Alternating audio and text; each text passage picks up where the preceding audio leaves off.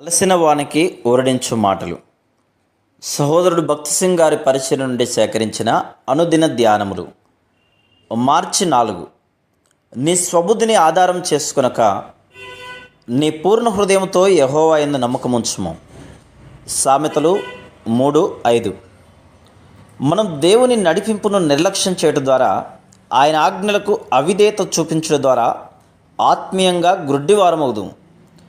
ఈ దినములలో అనేక మంది విశ్వాసులు తమ అవిధేయతను బట్టి, పాక్షిక విధేయతను బట్టి దేవుని విషయమైన తమ దర్శనమును కోల్పోతున్నారు. ఉదాహరణకు, రాజైన సౌలు దేవునికి పాక్షిక విధేయత చూపించుట చేతనే అతడు దేవుని చేత తృణీకరించబడను.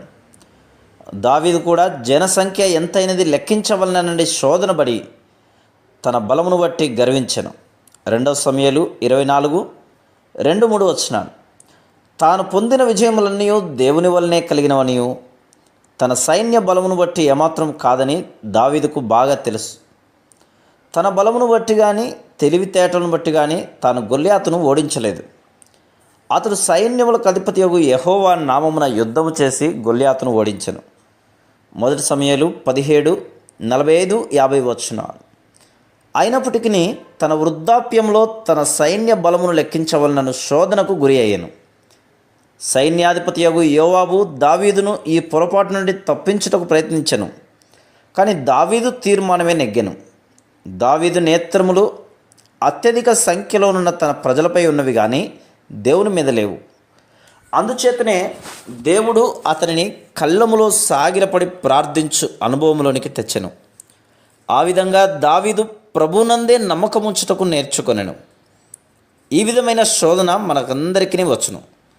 శోధనలను జయించుటకు లేక దేవుని సేవ చేయుటకు మన స్వశక్తిపై, సామర్థ్యంపై, జ్ఞానంపై ఆధారపడటకు మనం శోధించబడదుము. చాలామంది వారి కెమెరాలు, భవనములు, ఆస్తిపాస్తుల మీద ఆధారపడదురు. వీటినన్నిటినీ కలిగి ఉండటం ద్వారా మంచి ఫలవంతంగా కాగలమని తలంచుదురు. ప్రతి పరిస్థితిలోనూ మంచి ఫలవంతమైన పరిచర్య కొరకు మనలను మనము ఆయనకు అప్పగించుకొనవలెను.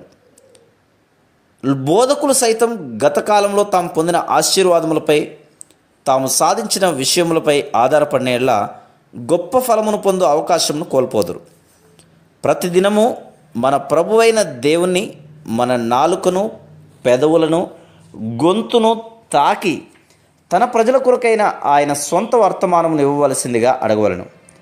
అప్పుడు మాత్రమే మన పరిచర్య ఆశీర్వదించబడి జీవయుక్తముగాను మరియు ఫలవంతంగాను ఉండును. ప్రతిదినము మనము మోకాళ్ళపైకి వెళ్ళి ప్రభువును మనల్ని అభిషేకించమని, నూతన వర్తమానం నిమ్మని అడుగుట ఎంతో అవసరమైంది. మనము వర్తమానముల కొరకై సిద్ధపడకై మన తెలివితేటలపై కానీ, సామర్థ్యము, బలముపై కానీ ఆధారపడకూడదు. ఎందుచేతనగా అది మనలను ఉపయోగకరమైన, విజయవంతమైన జీవితమునకు నడిపించదు. దీనినంతటినీ బోధించుటకై దేవుడు యెహోషువతో ప్రజలకు సున్నతి చేయించుమని చెప్పెను. తమ స్వంత యుద్ధ ఆయుధములపై కానీ, గొప్ప గొప్ప సైన్యముపై కానీ, వారి సొంత జ్ఞానము, ప్రణాళికపై కానీ ఆధారపడకుండా ప్రభు యొక్క బలంపై ఆధారపడటం వలన మాత్రమే వారు ఆ 7 గొప్ప జాతులను వారిని జయించి కనాను దేశమును స్వాధీనపరచుకొనగలరని వారికి జ్ఞాపకం చేసెను. Praise the lord.